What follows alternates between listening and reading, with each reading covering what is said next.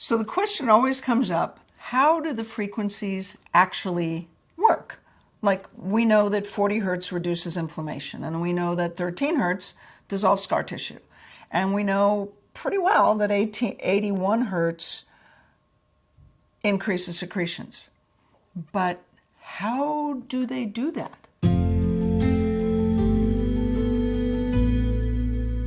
In point of fact, your cells, every cell in your body, in every tissue, everywhere, every cell in your body has these receptors on the outside of the cell that act like little antennas, right? And those antennas are connected on the inside to the genes. Well, they're actually connected to kinases, but that's another thing, that are connected to the genes that make the cell do whatever it does. So in your liver, those cells produce enzymes. And in your pancreas, they produce insulin and they produce enzymes. And in your brain, they transmit messages from one cell body to another. But they all work roughly the same way. There's an antenna, a bunch of, like hundreds of antennas on the outside of the cell. They're receptors. The receptors are connected to the genes inside the cell. Those genes create the substances that the cell creates. So the receptor changes genetic expression. So the gene is sitting there not doing much. I'm just sitting there being a gene, just not much to do here today. And then if you're a liver cell, for example, the gene's just sitting there, doesn't do much. But when you, let's say, take a sip of wine, alcohol is a chemical that has to be metabolized by your liver. So this liver cell that's sitting there going, alcohol comes by, lands on this receptor, and says, okay, your job, this cell, has as its job to detoxify or take apart alcohol. Because if you don't, the alcohol sticks around, it creates damage, it's not a good thing. So the alcohol lands on the receptor, that goes in, it changes the internal machinery of the cell, it wakes up the part of the gene that says, whoa, I have to create an enzyme that will detoxify alcohol, right? And so this receptor changes what the cell does for a living, turns the genes on, makes the cell work.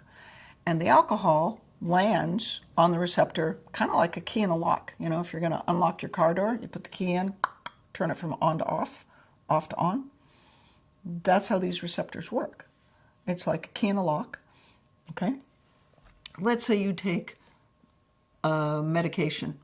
We'll just say Advil because it's easy.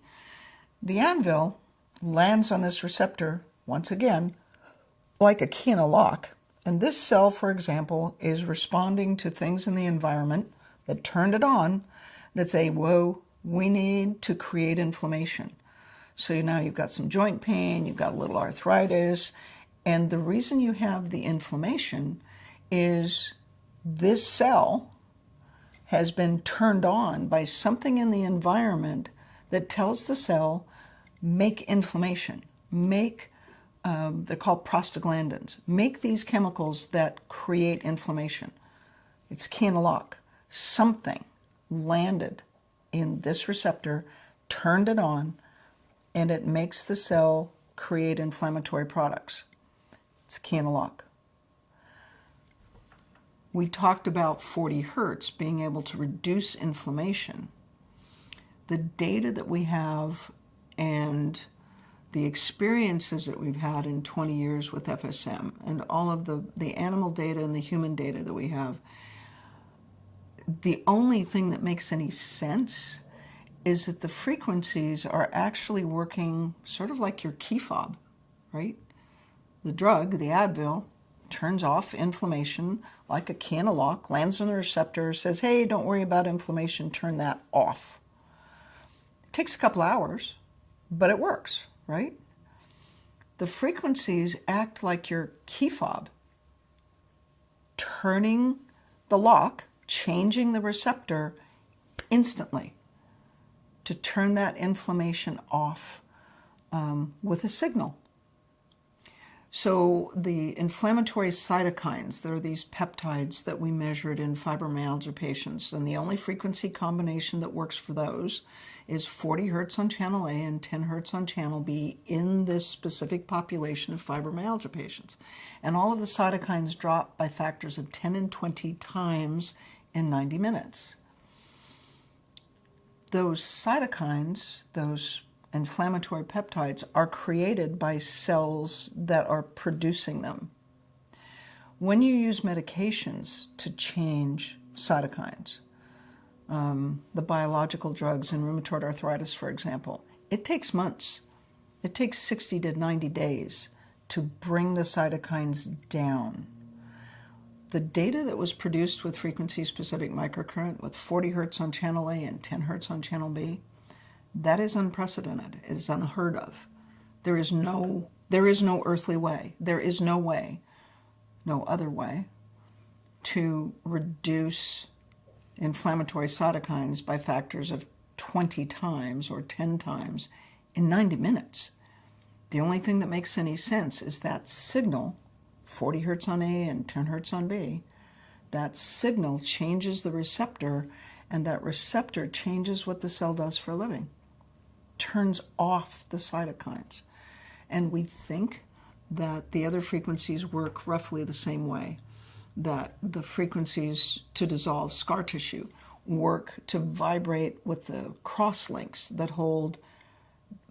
that tell the cells to stick together, that tell the cells to be shortened and tight. And when you zap the key fob, when you send the signal, it vibrates with those receptors and change the signaling, and that changes the state of the tissue. It makes scar tissue go from rock hard to just smushy. So that's the model we have. The good news is that it is testable. We can actually test the genes. If I can get the right patient in the right place at the right time with the right lab to do the blood work, we can verify this. But in the meantime, it's a model that makes sense and gives us a pretty good idea of how the frequencies are probably working.